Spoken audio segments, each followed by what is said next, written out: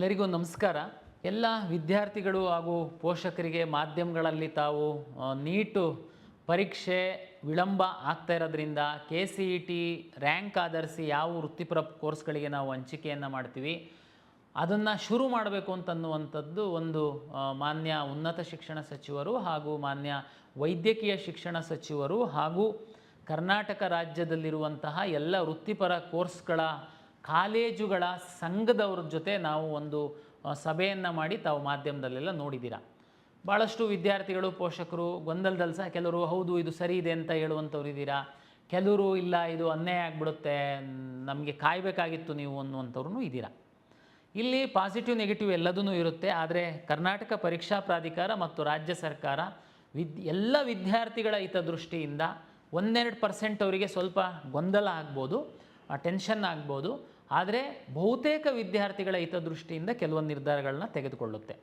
ನಾವು ಪ್ರಾಧಿಕಾರದ ವತಿಯಿಂದ ಎಲ್ಲ ವಿದ್ಯಾರ್ಥಿಗಳ ಹಿತರಕ್ಷಣೆಗೆ ಏನೆಲ್ಲ ಮಾಡಬೇಕು ಅಂತನ್ನುವಂಥದ್ದನ್ನು ನಾವು ಸಿದ್ಧತೆಯನ್ನು ಮಾಡಿಕೊಳ್ತಾ ಇದ್ದೀವಿ.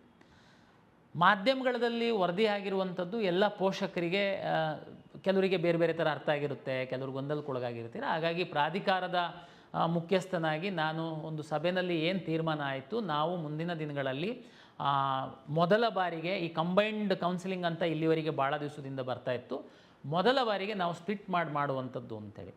ತಮಗೆಲ್ಲರಿಗೂ ಗೊತ್ತಿತ್ತು ಅಂತಂದರೆ ಲಾಸ್ಟ್ ಇಯರ್ ಸಹ ನಾವು ಫಸ್ಟ್ ರೌಂಡು ಮೆಡಿಕಲ್ಲು ಡೆಂಟಲ್ಲು ಆಯುಷಿಂದುಕ್ಕಿಂತ ಮೊದಲೇ ನಾವು ಮಾಕ್ ರಿಸಲ್ಟ್ ಎಲ್ಲ ಅನೌನ್ಸ್ ಮಾಡಿದ್ವಿ. ಅಂದರೆ ತಾವೆಲ್ಲ ಆಪ್ಷನ್ ಎಂಟ್ರಿ ಮಾಡಿದ್ರಿ. ಹಾಗಾಗಿ ನಿಮಗೆ ಇದು ಪ್ರೊಸೀಜರ್ ಗೊತ್ತಿರುವಂಥವರಿಗೆ ಇದು ಏನು ಕಷ್ಟ ಅಲ್ಲ. ಬಟ್ ಆದರೆ ವಿಶೇಷವಾಗಿ ನಮಗೆ ಪ್ರತಿ ವರ್ಷ ಹೊಸ ವಿದ್ಯಾರ್ಥಿಗಳು ಬರೋದ್ರಿಂದ ಅವರಿಗೆ ಇದು ಹೊಸದಿರುತ್ತೆ. ಏನಪ್ಪ ಆಗುತ್ತೆ ನೋಡಿ, ನೀಟ್ ರ್ಯಾಂಕ್ ಆಧರಿಸಿ ನಾವು ಮೆಡಿಕಲ್ಲು ಡೆಂಟಲ್ಲು ಆಯುಷ್ ಸೀಟ್ಗಳನ್ನ ಅಲಾಟ್ ಮಾಡ್ತೀವಿ.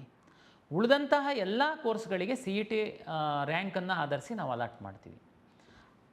ಜೂನ್ 21ನೇ ತಾರೀಕು ನೀಟ್ ಪರೀಕ್ಷೆ ಇದೆ ಅಂತಂದರೆ ಕಳೆದ ವರ್ಷದ್ದನ್ನು ಲೆಕ್ಕ ಹಾಕ್ತು ಅಂತಂದರೆ ಜುಲೈ 21ರ ನಂತರ ನಮಗೆ ನೀಟ್ ಫಲಿತಾಂಶ ಬರ್ಬೋದು.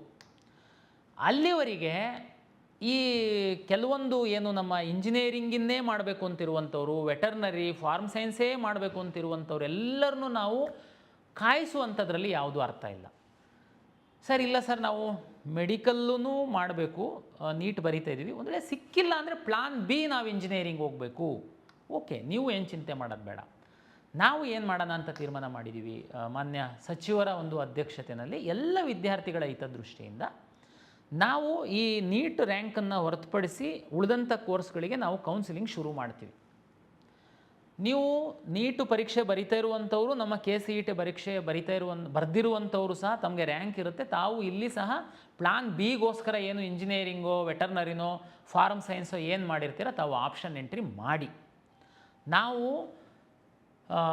ಉದಾಹರಣೆಗೆ ತಮಗೆಲ್ಲ ಗೊತ್ತಿದೆ, ಫಸ್ಟ್ ರೌಂಡು ಕನಿಷ್ಠ 30-40 ದಿವಸ ಸಮಯ ಬೇಕಾಗುತ್ತೆ ನಮಗೆ ಫಸ್ಟ್ ರೌಂಡ್ ಮಾಡುವಂಥದ್ದಕ್ಕೆ. ಯಾಕೆ ಅಂತಂದರೆ ಆಪ್ಷನ್ ಎಂಟ್ರಿಗೆ ಸಾಕಷ್ಟು ಸಮಯ ಕೊಡಬೇಕು, ಜೊತೆಗೆ ಮಾಕ್ ರಿಸಲ್ಟನ್ನು ನಾವು ಪಬ್ಲಿಷ್ ಮಾಡಬೇಕು.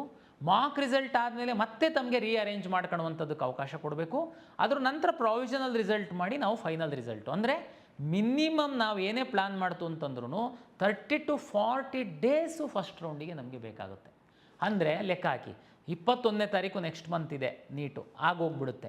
ಈ ವಿದ್ಯಾರ್ಥಿಗಳು ಈಗ ನೀಟ್ ಪರೀಕ್ಷೆ ಬರೀತಾ ಇರೋರು ಆಪ್ಷನ್ ಎಂಟ್ರಿ ಮಾಡೋದಕ್ಕೆ ಈಗ ನಾನು ಮುಂದಿನ ವಾರದಲ್ಲಿ, ಅಂದರೆ ಈ ವಾರದಲ್ಲಿ ಏನಾದರೂ ಅಂತ್ಯದಲ್ಲಿ ನಾನು ಫಲಿತಾಂಶ ಕೊಟ್ಟು ಮುಂದಿನ ತಿಂಗಳು ಫಸ್ಟ್ ವೀಕಲ್ಲಿ ನಾನೇನಾದರೂ ಆಪ್ಷನ್ ಎಂಟ್ರಿ ಶುರು ಮಾಡಿದರೆ ನೀಟಿಗೆ ಪ್ರಿಪ್ರೇಷನ್ ಮಾಡ್ತಾ ಇರುವಂಥದ್ದಕ್ಕೆ ಏನು ತಾವು ಕಾಲೇಜುಗಳಲ್ಲಿ ಕೂತಿದ್ದೀರಲ್ಲ, ನಿಮಗೆ ಸ್ವಲ್ಪ ಗೊಂದಲ ಡಿಸ್ಟರ್ಬ್ ಆಗುತ್ತೆ. ಏನು ಚಿಂತೆ ಮಾಡೋಕ್ಕೆ ಹೋಗಬೇಡಿ, ನೀವೇನು ಆಪ್ಷನ್ ಎಂಟ್ರಿ ಮಾಡ್ತೀರಾ ಮಾಡಿ. 21ನೇ ತಾರೀಕು ಏನಿದೆ ಆ ರೇಂಜಲ್ಲೇ ನಮ್ಮದು ಮಾಕ್ ರಿಸಲ್ಟ್ ಏನಾದ್ರೂ ಬರ್ಬೋದು. ತಮಗೆಲ್ಲ ಗೊತ್ತಿದೆ, ಮಾಕ್ ರಿಸಲ್ಟ್ ಬಂದಾದಮೇಲೆ ಸಹ ನೀವು ಮೇಲೆ ಕೆಳಗೆ ಎಲ್ಲ ಮಾಡ್ಬೋದು, ಹೊರಗಿನ ಆಪ್ಷನ್ ಎಂಟ್ರಿ ಮಾಡ್ಬೋದು, ಎಲ್ಲ ಮಾಡೋದಕ್ಕೆ ಅವಕಾಶ ಇರುತ್ತೆ. ಹಾಗಾಗಿ ನೀಟ್ ಪರೀಕ್ಷೆಗೆ ಬರಿತಾ ಇರುವಂತಹ ವಿದ್ಯಾರ್ಥಿಗಳು ಪೋಷಕರು ನೀವು ತುಂಬ ಇದಕ್ಕೆ ಟೆನ್ಷನ್ ಮಾಡ್ಕೊಳ್ಳೋದಕ್ಕೆ ಹೋಗಬೇಡಿ. ನಿಮಗೆ ಯಾವುದೇ ರೀತಿ ಗೊಂದಲ ಅನ್ಯಾಯ ಆಗದಿಲ್ದಿರೋ ಥರ ನಾವು ಕೌನ್ಸಿಲಿಂಗ್ ಕಂಡಕ್ಟ್ ಮಾಡೋದಕ್ಕೆ ಪ್ಲ್ಯಾನ್ ಮಾಡ್ತೀವಿ. ಓಕೆ ಸರ್, ಹೆಂಗೆ ರಿಸಲ್ಟ್ ಬಂದಿರಲ್ಲ, ಓಕೆ ನೀವು ನಮಗೆ ಎಂಟ್ರಿ ಮಾಡಿಬಿಡ್ತೀರಾ, ರಿಸಲ್ಟ್ ಬಂದಿರಲ್ಲ ನೀಟ್ತು, ನಾವು ಮೆಡಿಕಲ್ ಹೋಗಬೇಕಾಗಿರುತ್ತೆ, ಇಲ್ಲೊಂದು ಸೀಟು ಅಲಾಟ್ ಆಗಿಬಿಟ್ಟಿರುತ್ತೆ, ಏನು ಮಾಡೋದು? ಅಪ್ಗ್ರೇಡೇಷನ್ ಆಪ್ಷನ್ ಕೊಡ್ತೀವಿ, ನೀವು ಚಿಂತೆ ಮಾಡೋಕ್ಕೆ ಹೋಗಬೇಡಿ. ಉದಾಹರಣೆಗೆ ನಾವು ಪ್ರೀ ರೌಂಡ್ ಅಂತ ಒಂದು ಮಾಡಬೇಕು ಅಂತೇಳಿ ನಾವು ಈ ಸರಿ ಪ್ಲ್ಯಾನ್ ಮಾಡ್ತಾಯಿದ್ದೀವಿ. ಪ್ರೀ ರೌಂಡಲ್ಲಿ ಯಾರು ನಾನು ಪಕ್ಕ ಉದಾಹರಣೆಗೆ ಯಾವುದೋ ಒಂದು ಇಂಜಿನಿಯರಿಂಗ್ ಕಾಲೇಜಿಗೆ ಹೋಗಬೇಕು ಅಂತೇಳಿ ಇರುತ್ತೆ, ಅಲ್ಲಿಗೆ ಮಾತ್ರ ಹೋಗೋನು ಹೋಗ್ತಾನೆ. ನಾನು ಇದನ್ನು ನಿಮಗೆ pre round, first round, second round, ಏನು ಆಪ್ಷನ್ಸ್ ಇರುತ್ತೆ, ಏನು ಚಾಯ್ಸಸ್ ಇರುತ್ತೆ ಎಲ್ಲ ನಾನು ಡಿಟೈಲಾಗಿ ನೆಕ್ಸ್ಟು ಮುಂದಿನ ಕೌನ್ಸಿಲಿಂಗ್ ಶುರುವಾದಾಗ ಹೇಳ್ತೀನಿ. ಈಗ ನಾನು ಹೇಳುವಂಥದ್ದು ಏನು ಅಂತಂದರೆ, ಕೌನ್ಸಿಲಿಂಗ್ ನೀಟ್ ಫಲಿತಾಂಶ ಬರೋದಕ್ಕಿಂತ ಮೊದಲು, ನೀಟ್ ಪರೀಕ್ಷೆ ಬರೆಯೋದಕ್ಕಿಂತ ಮೊದಲು ನಾವು ನೀಟ್ ಆಧರಿಸಿ ಮಾಡುವಂಥ ಮೆಡಿಕಲ್, ಡೆಂಟಲ್, ಆಯುಷನ್ನು ಹೊರತುಪಡಿಸಿ ನಾವು ಕೌನ್ಸಿಲಿಂಗ್ ಶುರು ಮಾಡೋದಕ್ಕೆ ತೀರ್ಮಾನ ಆಗಿದೆ. ಆದರೆ ನೀಟ್ ಪರೀಕ್ಷೆ ಬರೀತಿರುವಂತಹ ವಿದ್ಯಾರ್ಥಿಗಳು ಸಹ ತಾವು ಯಾವುದೇ ಟೆನ್ಷನ್ ಮಾಡದೆ ಪರೀಕ್ಷೆಗೆ ಸಿದ್ಧತೆ ಮಾಡಿ ನಿಮಗೆ ಏನೆಲ್ಲ ಫೆಸಿಲಿಟೇಟ್ ಮಾಡ್ಬೋದು ನಾವು ಅದನ್ನು ಮಾಡ್ತೀವಿ. ನೀಟ್ ರಿಸಲ್ಟ್ ಬರೋದು ಇನ್ನೂ ಡಿಲೇ ಆಯಿತು, ನೀವೇನು ಚಿಂತೆ ಮಾಡಬೇಡಿ. ತಮಗೆಲ್ಲ ಗೊತ್ತಿದೆ, ನಾವು ಫಸ್ಟ್ ರೌಂಡಲ್ಲಿ ಅಡ್ಮಿಷನ್ ಕಂಪಲ್ಸರಿನೇ ಇಲ್ಲ. ಫಸ್ಟ್ ರೌಂಡಲ್ಲಿ ಸಿಂಪ್ಲಿ ನೀವು ಚಾಯ್ಸ್ 2 ಹಾಕಿ, ಚಾಯ್ಸ್ 3 ಹಾಕಿ ಸೆಕೆಂಡ್ ರೌಂಡಿಗೆ ಬರ್ತಿದ್ರಿ. ನಾನು ಆವಾಗಲೇ ಹೇಳ್ದಂಗೆ ಒಂದು ರೌಂಡಿಗೆ ಕನಿಷ್ಠ 30ರಿಂದ 40 ದಿವಸ ಬೇಕಾಗುತ್ತೆ. ಸೆಕೆಂಡ್ ರೌಂಡಿಗೆ ಅಪ್ಗ್ರೇಡೇಷನಿಗೆ ಕೊಡ್ತೀವಿ, ನಿಮಗೆ ಸಿಕ್ಕಿರೋ ಸೀಟ್ ಎಲ್ಲೂ ಹೋಗಿರಲ್ಲ. ಉದಾಹರಣೆಗೆ ಸಂಕ್ಷಿಪ್ತವಾಗಿ ಈ ನೀಟ್ ವಿದ್ಯಾರ್ಥಿಗಳಿಗೆ ಗೊಂದಲಕ್ಕೊಳಗಾಗಬಾರ್ದು ನೀಟ್ ಪೇರೆಂಟ್ಸ್ ಅಂತ ಹೇಳೋದಾದರೆ, ಉದಾಹರಣೆಗೆ ನೀವು plan A medical, plan B medical ಸಿಕ್ಕಿಲ್ಲ ಅಂತಂದರೆ ಯಾವುದಾದ್ರೂ ಒಳ್ಳೆ ಕಾಲೇಜಲ್ಲಿ ಇಂಜಿನಿಯರಿಂಗು ಅಥವಾ ಅಗ್ರಿಕಲ್ಚರ್, ಫಾರ್ಮ್ ಸೈನ್ಸ್ ಅಂತ ಅಂದ್ಕೊಂಡಿರ್ತೀರ. ಈಗ ನಾನು ಫಸ್ಟ್ ರೌಂಡ್ ಶುರು ಮಾಡಿದಾಗ ನೀವು ಅಗ್ರಿಕಲ್ಚರ್ದು ಒಂದು ಹಾಕಿರ್ತೀರ, ನಿಮಗೆ ಅಗ್ರಿಕಲ್ಚರ್ ಸಿಗುತ್ತೆ. ನಿಮಗೆ ಬೇಕು ಮೆಡಿಕಲ್ಲು, ಚಿಂತೆ ಮಾಡಬೇಡಿ. ನಾನು ರಿಸಲ್ಟನ್ನು ಪಬ್ಲಿಷ್ ಮಾಡಿದೆ, ಅವಾಗ ಎನಿವೇ ಚಾಯ್ಸ್ ಕೊಡ್ತೀನಿ. ನೀವು ಸೀಟನ್ನು ಹೋಲ್ಡ್ ಮಾಡ್ತೀರಾ, ಸೆಕೆಂಡ್ ರೌಂಡಿಗೆ ಬರ್ತೀರಾ, ಎಗೈನ್ ನಿಮಗೆ 30 ಡೇಸ್ ಅಷ್ಟು ಸಮಯ ಇರುತ್ತೆ. ನಾವು ಮೆಡಿಕಲ್ ಶುರು ಮಾಡ್ತೀವಿ. ಸರ್ ಅವಾಗಲೂ ಬರಲಿಲ್ಲ ಸರ್ ನೀಟ್ ರ್ಯಾಂಕು, ಏನು ಮಾಡೋದು? ಡೋಂಟ್ ವರಿ, ಸೆಕೆಂಡ್ ರೌಂಡಿಗೆ ಸಹ ನಾವು ಅಪ್ಗ್ರೇಡೇಷನಿಗೆ ಕೊಡ್ತೀವಿ, ಯಾಕೆ ಚಿಂತೆ ಮಾಡ್ತೀರಾ? ನಿಮಗೆ ಏನು ಅನ್ಯಾಯ ಆಗಲ್ಲ. ಓಕೆ, ಇನ್ನೊಬ್ಬರು ಕೇಳ್ಬೋದು, ಸರ್ ಅದು ಅಗ್ರಿಕಲ್ಚರ್ ಸೀಟ್ ಆ್ಯಕ್ಚುಲಿ ನನಗೆ ಬೇಕಾಗಿತ್ತು ಸರ್, ನಾನು ವೆಯ್ಟ್ ಮಾಡ್ತಾ ಇದ್ದೆ, ಈಗ ಅವನು ಸಿಕ್ಕಿದೆ, ನನಗೆ ಅಗ್ರಿಕಲ್ಚರ್ಗಿಂತ ಕೆಳಗಡೆ ಇನ್ಯಾವುದೋ ಒಂದು ಸಿಕ್ಕಿದೆ, ಅವನು ನೆಕ್ಸ್ಟ್ ಮೆಡಿಕಲ್ ಹೋದರೆ ನನಗೆ ಅನ್ಯಾಯ ಆಗುತ್ತೆ ಸರ್, ನಾನು ಬೇರೆ ಅಡ್ಮಿಷನ್ ಆಗಿದ್ದರೆ. ನೋ, ಚಿಂತೆ ಮಾಡಬೇಡಿ, ನೀವು ಸಹ ವೆಯ್ಟ್ ಮಾಡ್ಬೋದು.